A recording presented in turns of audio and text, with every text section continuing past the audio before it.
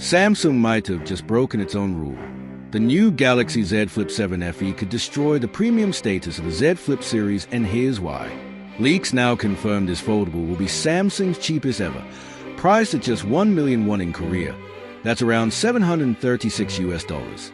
Compared to the Z Flip 6 $1,100 price tag, this is a massive drop, and Samsung is clearly aiming to bring foldables to the masses. Now, yes, there will be compromises. You won't get the latest Snapdragon chip here. Instead, it's reportedly running on the Exynos 2500, and color options might be limited to just 2. But here's a kicker. You still get a premium foldable screen, likely the same as a Flip 6. So visually and functionally, it's not going to feel like a budget phone at all. And if this price leak is legit, the Flip 7 FE could become the most popular foldable ever launched.